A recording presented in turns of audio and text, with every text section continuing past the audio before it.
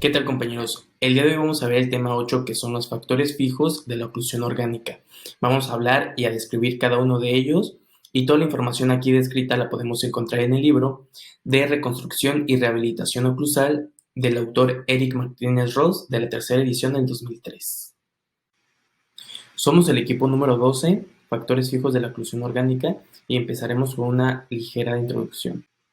Para poder comprender los factores de la oclusión orgánica, debemos de saber primero la definición de la palabra ocluir. La palabra ocluir nos dice que es el resultado final de un movimiento de los dientes desde una posición excéntrica cual sea a una posición estática céntrica.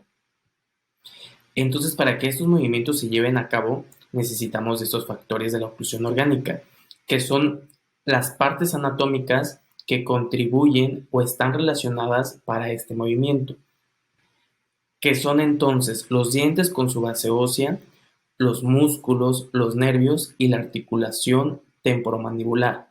La articulación temporomandibular debe ser móvil, ya que si se presenta de una manera inmóvil, pues no tendríamos todos estos movimientos para hacer toda esta oclusión. Y todo este sistema neuromuscular para que envíen las señales, los músculos se contraigan y así podamos tener un movimiento de los dientes, y estos dientes pues se desplacen junto con sus bases óseas. Los factores de la oclusión van a dividirse en dos grupos generales, los que son los factores fijos y los factores modificables. Los factores fijos son los que se localizan en la articulación temporomandibular, los que no se pueden modificar y los que contribuyen al complejo glínglimo-artroideal. Este complejo, por su articulación, son los encargados de darle toda esta movilidad a la mandíbula. Y los factores modificables entonces son los que sí se pueden modificar, los que se encuentran en dientes, arcadas y bases óseas, y son modificables siempre y cuando cumplan la consigna de los factores fijos. En este video nos vamos a enfocar solamente en los factores fijos de la oclusión orgánica, que a la vez se subdividen en dos, los que tienen relación céntrica condilar y los que tienen trayectorias condilares. Los que tienen relación céntrica condilar también son estos centros de rotación, también llamados ejes, que son tres. Son el eje intercondilar, el eje vertical y el eje horizontal. Y los que tienen trayectos condilares también son los que también se definen como la artrodia, que es como el de abrir y cerrar en el de bisagra, y son también tres factores: inclinación, curvatura y transtrucción.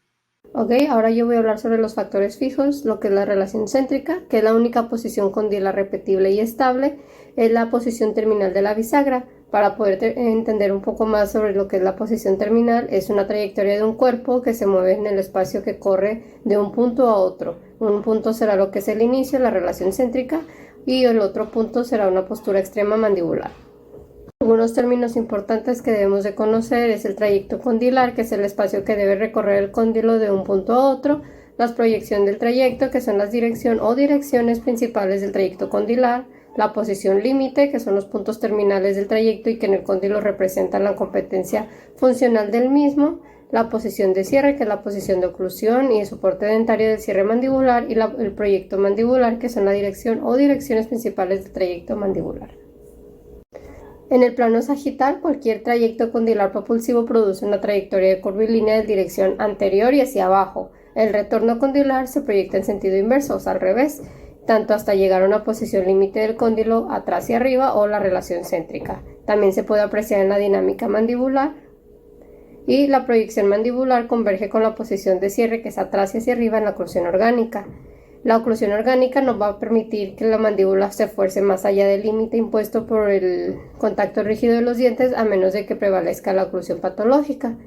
Y en condiciones normales, la posición terminal de la bisagra o relación céntrica, que es más atrás y más arriba, coincide con la posición terminal de cierre u oclusión orgánica. Para continuar, hablaré sobre la relación céntrica en el infante. Y tenemos que la relación ósea de las superficies articulares tiene su origen embrionario en la séptima semana de vida intrauterina. La formación y maduración de la articulación diartrósica se hace a partir de la proliferación de tejido mesenquimatoso, que da origen al blastema temporal, es decir, que las articulaciones temporomandibulares se originan de dos centros embriológicos separados que crecen uno hacia el otro.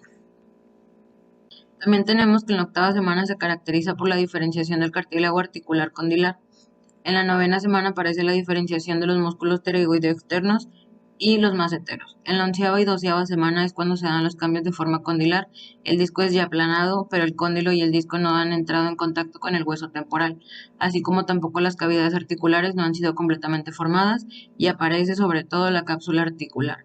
En la catorceava semana el crecimiento del blastema condilar favorece su encuentro con el primordio del hueso temporal.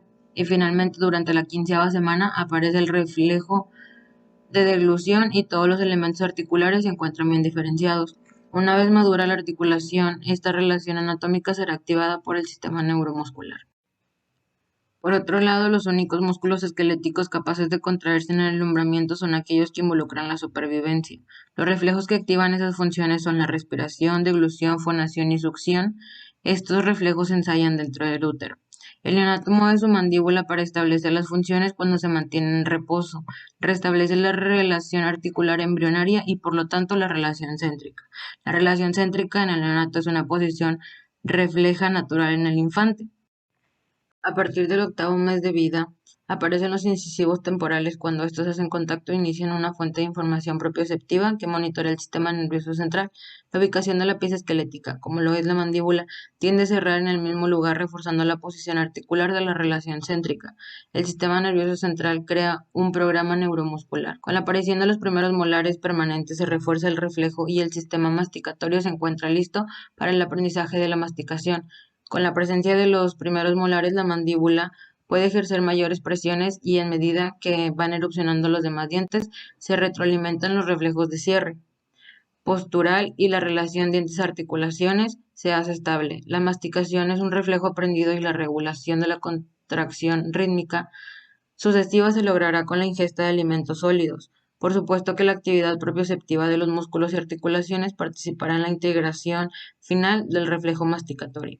La relación refleja articulaciones-dientes solo se perderá por defectos del crecimiento, del desarrollo, por malformaciones, hábitos para funciones o tratamientos dentales deficientes. Hola, voy a hablar de los centros de rotación. Existen 5 centros de rotación. El primero es el eje intercondilar, que rota durante la apertura, cierre y movimientos laterales. El eje vertical derecho rota durante el movimiento lateral derecho. El eje vertical izquierdo rota durante el movimiento lateral izquierdo. El eje sagital derecho rota durante el movimiento lateral derecho. Y el eje sagital izquierdo rota durante el movimiento lateral izquierdo. El centro de rotación a partir del arco facial se efectúa colocando las olivas en los meatos auditivos y en estrecha relación con el pie de la zona posterior del tragus. Registro de los ejes verticales, es midiendo la anchura facial con las olivas del arco desde los meatos auditivos.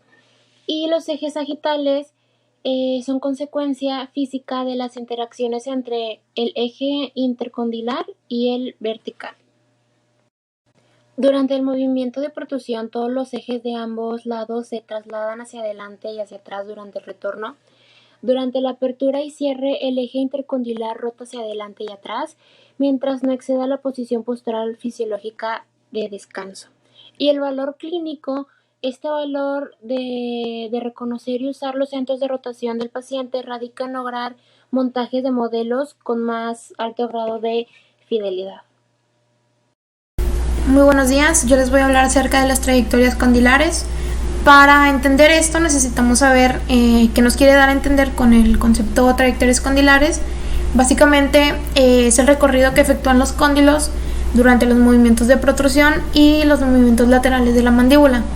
Existen trayectorias condilares básicas que son las siguientes: protrusión y retrusión, laterorotrusión, lateroprotrusión y laterorretrusión, y por último la apertura y el cierre. Muy bien, con respecto a las trayectorias condilares, hay varios puntos que deben considerarse, como por ejemplo su dirección principal de trayecto, su inclinación, su curvatura y el lapso en el que ocurre el movimiento. También se le denomina la regulación del tiempo de transtrusión. Por otra parte, las trayectorias condilares son otro factor que van a determinar el arreglo de la oclusión. Y también se deben considerar estos 4 puntos, que es el plano de oclusión, la altura de las cúspides o profundidad de las fosas, la dirección de los surcos y crestas y la inclinación de las vertientes de las cúspides. Como nota, la forma del plano de oclusión también está significativamente determinada por el patrón de crecimiento, es decir, el biotipo craneofacial. Muy bien, biomecánicamente las trayectorias condilares como determinantes de la oclusión se dividen en 2 clases. La primera es determinantes verticales y la segunda son los determinantes horizontales. En las determinantes verticales tenemos que son la inclinación de la eminencia articular, la curvatura de la eminencia articular, los movimientos laterodetrusivos y por último el biotipo craneofacial dolicocefálico. En cambio, los determinantes horizontales se encuentran el ángulo de Bennett, desplazamiento lateral progresivo o inmediato, los movimientos lateroprotrusivos y lateroretrusivos, la distancia intercondilar y por último el biotipo craneofacial braquicefálico. Básicamente en este recuadro podemos ver la división de las trayectorias condilares como determinantes de la oclusión. Además, nos hace referencia del lado derecho sobre el elemento en el que tienen influencia. Si gustan saber un poco más de este recuadro, se encuentra en la página 65 del libro. Y esto sería todo de mi parte. Muchas gracias.